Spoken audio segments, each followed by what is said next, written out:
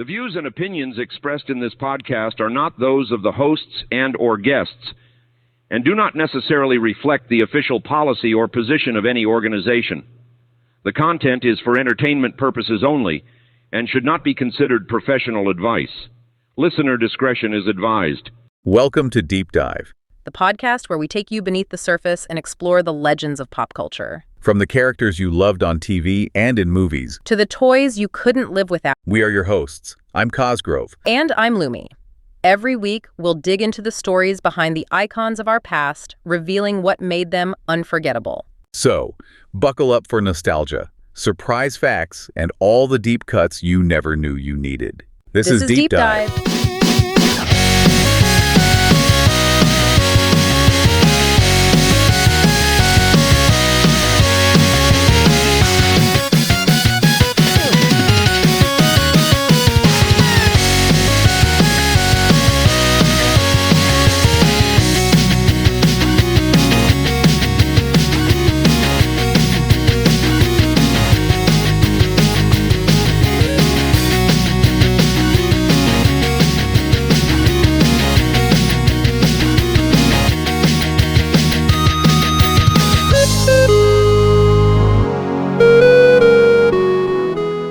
Okay, so picture this. You're digging through a bargain bin, you know the one. Dusty games, forgotten relics. Yeah, those bins are like a time capsule of gaming history. Right, and amidst all those cartridges and cases, something catches your eye. A game called SkullMonkeys. Maybe the claymation on the cover grabbed you, or the sheer weirdness of it all. I've been there. It's like, what a colossus is this thing? Exactly. And that's what we're diving into today, the strange world of SkullMonkeys. We've got articles, reviews, even some behind-the-scenes stuff to unpack. Sounds like a wild ride. I'm ready. So first things first, for anyone who missed this particular gem back in the day, SkullMonkeys is a PlayStation game. Technically a sequel to a point-and-click adventure called The Neverhood. Ah, The Neverhood. Now, that's a name I haven't heard in a while. For those who haven't played it, picture clicking your way through puzzles, solving mysteries, all within this really unique claymation world. Right, but SkullMonkeys, they switched things up, went full-on action platformer, running, jumping, bopping enemies. Quite the genre shift. And all still set in that wonderfully weird claymation world, which, even today, that's pretty unique for a video game. Totally. We're talking everything sculpted by hand, every frame animated like an old-school claymation movie. It's mind-blowing when you think about the work involved. Every character, every background, posed and photographed frame by frame. This was the late 90s, the era of 3D graphics taking over. Everyone was chasing polygons, and here comes SkullMonkeys like, hold my claymation puppet, I've got an idea. And it wasn't just a stylistic choice either. The developers were seriously dedicated to 2D, believed it was superior for this kind of game. Instead of jumping on the 3D bandwagon, they doubled down on their vision, pouring all that effort into making the 2D as good as it could be. And you can feel that dedication in the final product, for sure. It's got this charm, this handcrafted feel that you just don't see much anymore. So we've got a visually striking game, a team passionate about their craft, and a refusal to follow the crowd. Sounds promising, right? But how does the rest of the game hold up? So we've got this incredibly charming visual style, right? But games need more than just a pretty face. What about the actual gameplay? What kind of adventure did they craft with all that clay? Well, the story is every bit as quirky and charming as the visuals, maybe even more. We're back in the world of the Neverhood, and guess who's back to cause trouble? Let me guess. It's Clog, isn't it? You got it. It wouldn't be the same without everyone's favorite grouchy villain.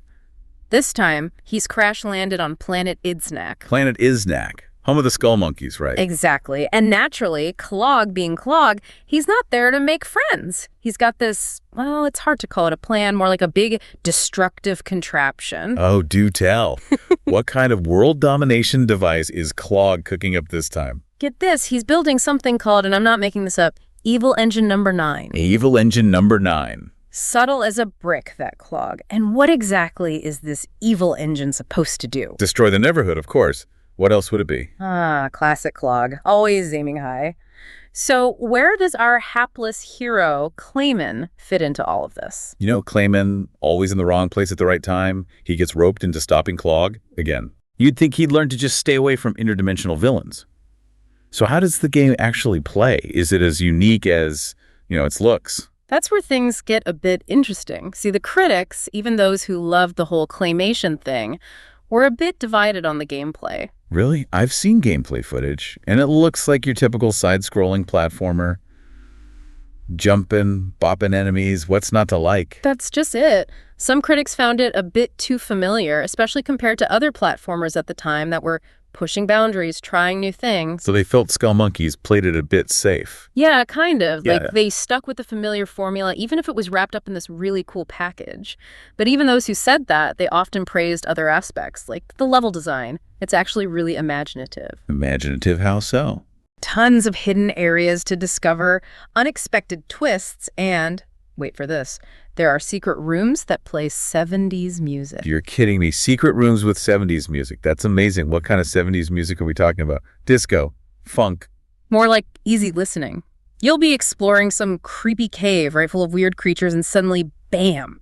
You find a hidden door leading to this brightly lit room, shag carpets, lava lamps, the whole shebang, with this smooth jazz playing in the background. It's like stepping into another dimension, but within the game itself. I love it. It's so out there that it circles back to being brilliant. Right. It's those little unexpected touches that make SkullMonkeys so memorable. It might not have reinvented the wheel in terms of gameplay, but it definitely knew how to keep players entertained. So instead of groundbreaking mechanics, it's more about the journey. The experience of this bizarre, claymated world. Exactly. One reviewer at the time said it best. SkullMonkeys is less about revolutionary gameplay and more about the journey through a world unlike any other.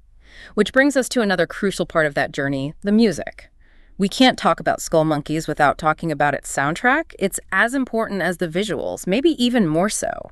Okay, so let me get this straight. We've got visuals straight out of a claymation fever dream in the best way possible. And now we're adding secret rooms with 70s easy listening. This game just keeps getting better. It's like the developers were fueled by pure, unadulterated creativity.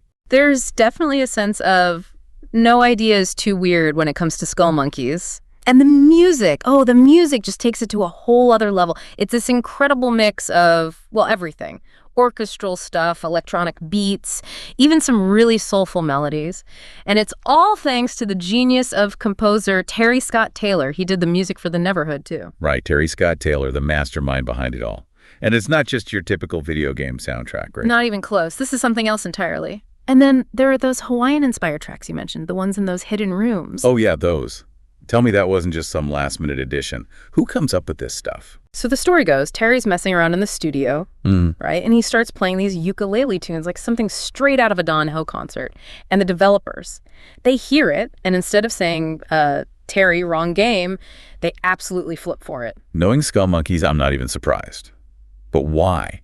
Why include something so, well, unexpected? Because it's so wonderfully out of place. It's so stupid and so non-gaming, as the developers put it. It just fits perfectly with the game's sense of humor. And isn't that kind of brilliant? In a world where games try so hard to fit in to be the next big thing, SkullMonkeys out there doing its own thing, embracing the weirdness, the unexpected. And I think that's why people still remember it today.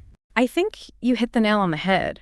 Sure, it might not have been the most groundbreaking game in terms of gameplay, but it had something special. It had heart. It had this unique personality.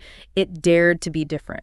So the big question, forgotten gem or a product of its time, where do you stand? You know, it's a tough one. There's definitely a nostalgia factor for those who played it back in the day. But honestly, I think there's something timeless about it. The claymation, the music, the humor.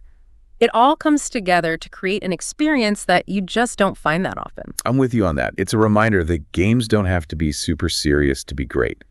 Sometimes it's the weird ones, the ones that take risks, that really stick with you. Exactly. SkullMonkeys teaches us that it's okay to be a little different, to not take ourselves too seriously. Well said. Well, folks, there you have it. A deep dive into the wonderfully weird world of SkullMonkeys. A game that reminds us it's okay to be different, to embrace the strange, and to always make time for a good laugh. Thanks for joining us for this trip down memory lane, and until next time, keep on gaming. Thank you for tuning into our podcast. If you want to help us out, please like, share, subscribe, and leave a comment to help the algorithm. See you next time.